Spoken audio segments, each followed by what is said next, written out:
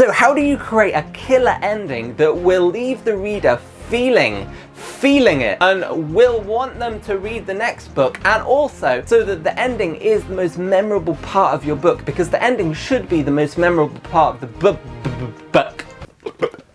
So here are 5 tips about how to write your ending in the best possible way. But if you're new here and you love stories and storytelling tips, make sure to subscribe and hit the bell and I'll keep you updated with future videos. But the first tip is kind of obvious, but I'll get it out of the way quickly. It's to make the ending the point in the book with the most conflict, where the stakes are the highest, where the 2 most powerful forces of the book are coming against each other hard. They are basically battling for possession of the victory. They are both intensely focused on winning, and basically this completely decides everything. What the protagonist has worked towards, whether he will be successful, all hinges on this moment in the climax. And so tip number 1 is basically to make it the point in the book with the highest, most intense conflict. Tip number 2 is to end the book as fast as possible after the climax, because after the climax the reader will very quickly get bored of it and their dopamine levels will just drop very fast because they've had a dopamine spike when they've read the climax, and then suddenly everything is over and there's no reason why they should really continue reading, because everything is over, and why would they continue reading? Aim to make the climax in the last chapter of the book, and very good examples of this are in the Dark Tower series and Mistborn, because basically every single book has the climax in the last chapter and it leaves the reader feeling really good at the end of the story, and it makes them much more likely to read the second book in your series, because that's basically what they remember, because they remember the last chapter a lot more clearly, and it almost tricks them into thinking that the entire story was better simply by putting the climax right at the end of your story, because the reader remembers the last part of the story the most clearly, and if it's boring and dull,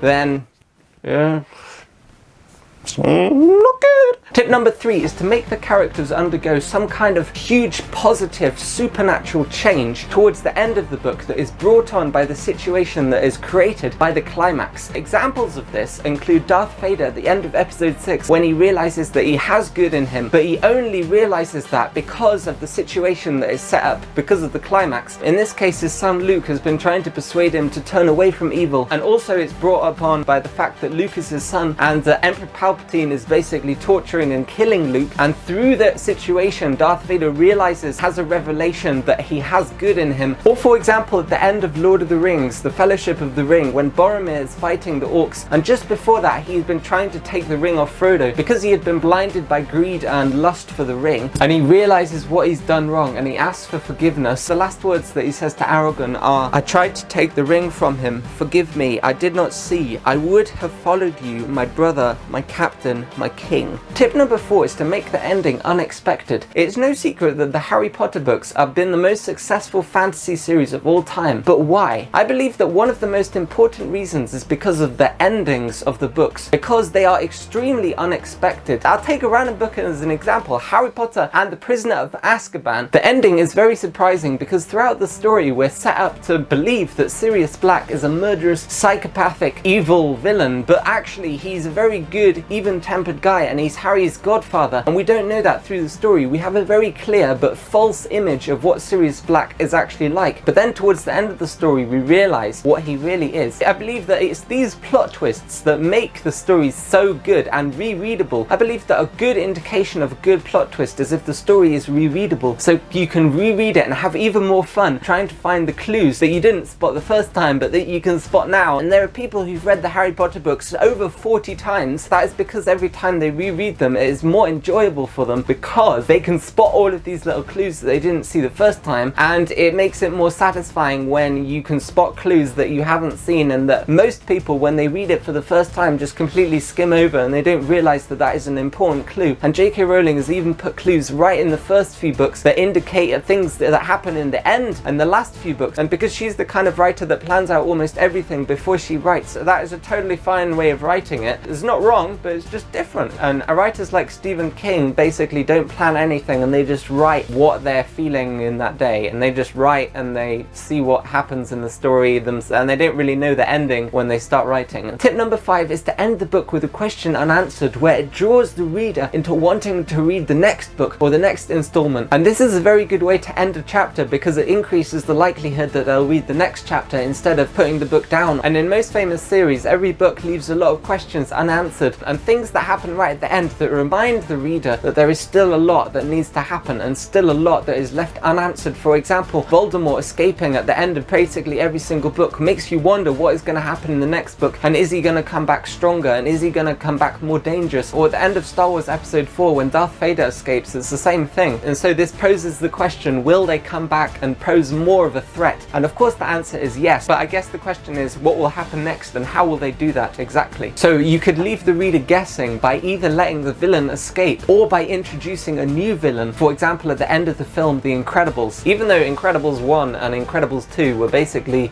14 years apart, it still left the ending of Incredibles 1 on a cliffhanger because they didn't know who this new villain was. But here's a quick summary of the 5 points about how to create amazing ending. The first one is to make the ending the scene with the most conflict out of any other scene in your story. And the second tip is to, when you've reached the climax, to end the book as fast as possible. And the third tip is to make the character undergo some kind of massive positive revelation that is very sudden and is only brought on by the situation that is created by the ending. And the fourth tip is to make it unexpected. And the fifth tip is to end the story with a question unanswered that leaves the reader curious about what might happen in the next story. So if you enjoyed this video, give it a like and comment what is your favorite ending of all time, and I'll see you in the next video. Goodbye.